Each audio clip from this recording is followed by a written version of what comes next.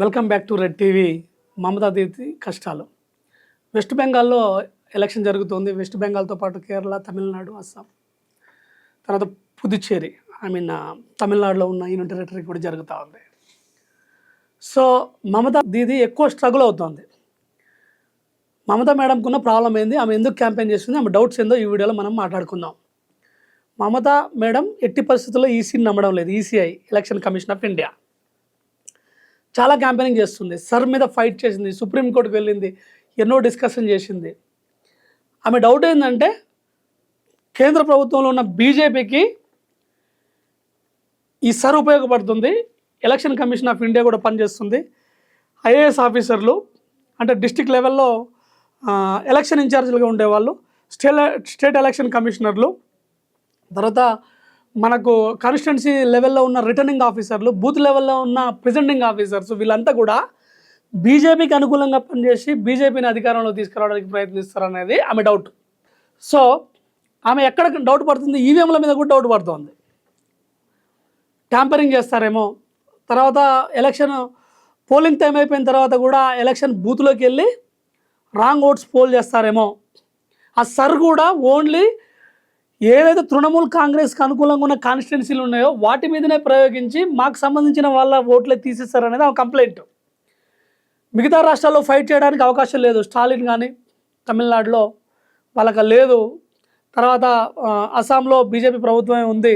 కేరళ అది వేరు, అక్కడ కాంగ్రెస్ అది ఫైట్ చేస్తున్నారు, అక్కడ కొద్దిగా నడుస్తుంది. కానీ వెస్ట్ బెంగాల్ అనేది బీజేపీ టార్గెట్లో ఉన్నది అనేది దీది పిన్ పాయింటెడ్గా నోట్ చేసి పెట్టుకుంది. ఎందుకంటే 2011లో వాళ్ళు జీరో, అక్కడ ఎలక్షన్లో జరిగినప్పుడు వాళ్ళకేం రాలే. మొత్తం 242 సీట్లలో పెద్దగా ఏం రాలే వాళ్ళకు. ఓటింగ్ పర్సెంట్ చాలా తక్కువ. తర్వాత 2016లో ఎలక్షన్ జరిగినప్పుడు వాళ్ళు థర్డ్ ప్లేస్లో ఉన్నారు. సిపిఎం మొత్తం క్లోజ్ అయిపోయింది. 30 సంవత్సరాలు అధికారంలో ఉన్న సిపిఎం పార్టీ బీజేపీ లీడ్ ఇచ్చేసి అది క్లోజ్ అయిపోయింది. దీనికి కారణం కూడా మమతా దీది అని చెప్పి సిపిఎం కంప్లైంట్. ఎందుకంటే నువ్వు నా మీద ఫోకస్ చేయకుండా ప్రధాన ప్రతిపక్షం బీజేపీ అన్నట్టు దాన్ని ఫోకస్ చేసి దాన్ని టార్గెట్ చేయడం వల్ల ఇదంతా జరిగింది, ఇలాంటి పరిస్థితి వచ్చింది స్టేట్కి అనేది వాళ్ళ కంప్లైంట్. కాంగ్రెస్ అనేది ఏదో నామకే వస్తే అక్కడ ఉంటుంది తప్ప పెద్దగా పర్ఫామ్ చేసే అవకాశం లేదు. అయితే దీది భయపడే రకం కాదు. ఆమె లాలూ ప్రసాద్ యాదవ్ గారితో కానీ, వాజ్పేయి గారు ప్రధానమంత్రిగా ఉన్నప్పుడు కానీ పార్లమెంటేరియన్గా ఉండి బాగా మాట్లాడి స్టేట్ కోసం ఫైట్ చేసినామే, రైల్వే మినిస్టర్గా పనిచేసినామే, చాలా పీరియడ్స్ సీఎంగా కూడా పనిచేశారు. వెరీ నార్మల్ పర్సన్, క్యాజువల్గా ఉంటుంది.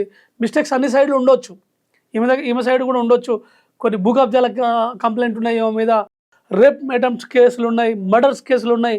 ఇలా పార్టీకి సంబంధించిన వాళ్ళు చేశారు, కుంభకోణాలు, శారద ఇష్యూస్ ఉన్నాయని చెప్పి బీజేపీ ఎంత క్యాంపెయినింగ్ చేసి ఎన్ని చేసినా సరే లాస్ట్ టైము దీది గెలిచే పరిస్థితి ఉండే. 2021 ఎలక్షన్లో 2021 ఎలక్షన్లో బీజేపీ సెకండ్ ప్లేస్కి వచ్చింది. మమతా బెనర్జీ గెలిచే పరిస్థితి ఉందని తెలిసి వాళ్ళు ఫిజికల్గా పార్టీ నాయకులను దాడి చేసే పరిస్థితిలోకి వచ్చారు బీజేపీ వాళ్ళు. ఆ సిచ్యువేషన్ని సింపతి కింద కన్వర్ట్ చేసుకొని ఆమె మొత్తం నేను ఆడపిల్లని, వీళ్ళంతా కలిసి నా మీద సీమల దండలాగా వచ్చి నా మీద పడినారు, వీళ్ళంతా దాడి చేస్తున్నారు, నన్ను ఓడిస్తున్నారు అని చెప్పి ఒక సింపతి కార్డును వాడి 2021లో మమతా బెనర్జీ గారు గెలిచారు. ఈసారి బీజేపీ ఏం చేసింది, ఆమెని ఫిజికల్గా కానీ వాళ్ళ పార్టీ వాళ్ళని కానీ ఫిజికల్గా కానీ భౌతిక దాడులకు ఎట్టి పరిస్థితుల పూనుకోకండి, మీరు ఏదైనా ఉంటే సోషల్గా ఈ కుంభకోణాలు, ఈ తర్వాత ఈ కరప్షన్ దీని గురించి మాట్లాడండి అనే ఒక గైడ్లైన్స్ రాష్ట్ర బీజేపీ నాయకత్వానికి, కేంద్ర బీజేపీ నాయకత్వం ఇవ్వడం వల్ల ఇలాంటి క్యాంపెయినింగ్ జరుగుతుంది. యాంటీ ఓటింగ్ సిస్టమ్ ఉంటుంది ఎవరికి, తృణమూల్ కాంగ్రెస్కి. ఎందుకు, ఒక 2-3 పీరియడ్లు కంటిన్యూగా ఆమె రూల్ చేస్తుంది కాబట్టి. ఇది ఒకటి ప్లస్ పాయింట్ బీజేపీకి. ఇది మైనస్ అని తెలుసుకున్న మమతా మేడం ఎట్టి పరిస్థితుల్లో ఈసీని మేనేజ్ చేస్తారు అని చెప్పేసి అక్కడ ఉన్న ఆఫీసర్లందరినీ తీసేపిస్తుంది. మామూలుగా న్యూట్రల్గా ఉండే వాళ్ళే ఈ టైంలో ఉంటారు. అధికార పక్షానికి అనుకూలంగా ఉండే ఏ ఆఫీసర్ని కూడా ఎలక్షన్ కమిషన్ ఉంచదు. దగ్గర 300 మంది ఎలక్షన్ స్టాఫ్ని, ఎలక్షన్ అబ్జర్వర్లని తీసేపించి ఫ్రెష్ వాళ్ళని పెట్టారు. అక్కడ 70 మందిని వెరీ క్లోజ్ లెంత్లో ఉండే వాళ్ళని కూడా మార్చేశారు. అయినా మమతా బెనర్జీ నమ్మడం లేదు. ఎందుకంటే ఎట్టి పరిస్థితుల్లో ఈసారి నన్ను ఓడించడానికే వీళ్ళు కంకణం కట్టుకుని, జనం ఓడిస్తారనే భయం కన్నా ఆమెకు బీజేపీ ప్రభుత్వం, ఎలక్షన్ కమిషన్ ఓడిస్తుందనే భయము ఎక్కువగా ఉన్నది. దాని గురించి ఆమె సఫర్ అవుతున్నది. సో పాయింట్ ఏమంటే విన్నింగ్ ఎవరు అవుతారు అనేది ఒక పాయింట్ అయితే, విన్నింగ్ తర్వాత ఎలాంటి పరిస్థితులు వస్తాయనేది దీనికి ఎక్కువ డౌట్ ఉంది. బంగ్లాదేశ్ వాళ్ళని ఎంకరేజ్ చేసి తీసుకొచ్చి వెస్ట్ బెంగాల్లో పెట్టడం మమతా బెనర్జీ గారు చేసిన కరెక్ట్ పని కాదు. అలాంటి వాళ్ళు ఉంటే తీసేయాలి కంపల్సరీ.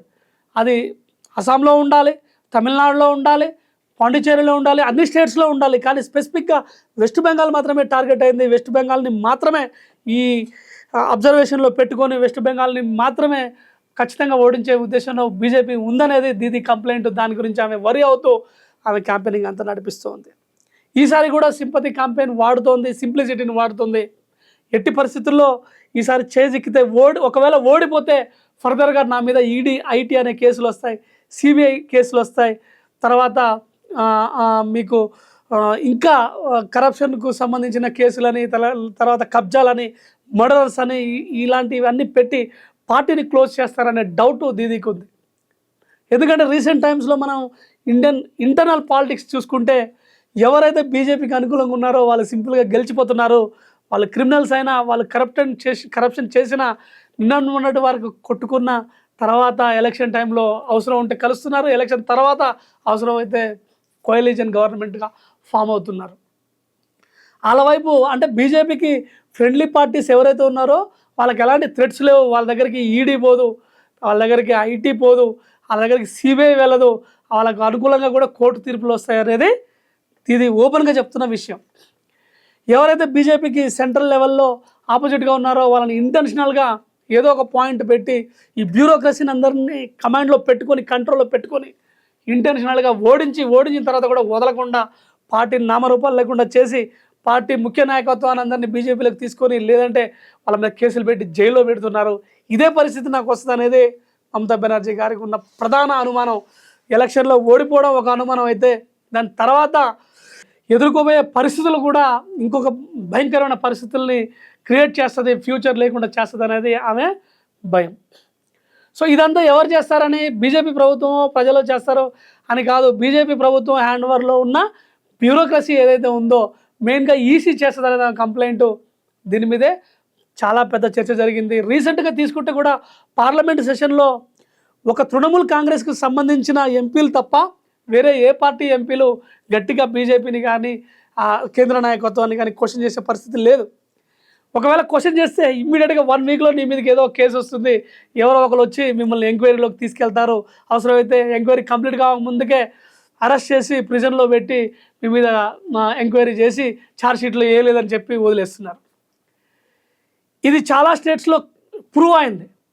ఇలాంటి పరిస్థితి కంపల్సరీ మమత ఎదుర్కొంటుందా, ఆమె భవిష్యత్ ఏంది, వెస్ట్ బెంగాల్లో ఎవరు గెలుస్తారు, ఎవరు ఓడిపోతారు, బ్యూరోక్రసీ గెలుస్తుందా, ఈసీ గెలుస్తుందా, దాంతోపాటు బీజేపీ గెలుస్తుందా మమతా బెనర్జీ గారు అన్నట్టు, లేదంటే ప్రజల నిర్ణయాత్మకంగా ఉండి ప్రజలే ఓట్లేసి ప్రజల తీర్పుతోనే మమత గెలుస్తుందా చూడాలి. ఒకవేళ మమతకే ప్రజల తీర్పు అనుకూలంగా ఉంటే పర్వాలేదు, ఒకవేళ మమతకు వ్యతిరేకంగా ప్రజా తీర్పు ఉంటే ఆమె యాక్సెప్ట్ చేయాల్సిందే. కానీ ఇందులో బ్యూరోక్రసీ నిష్పక్షపాతంగా న్యూట్రాలిటీగా పనిచేస్తుందా లేదా, ఈసీ ఏం చేస్తుంది అనేది చూద్దాం. That's all for now.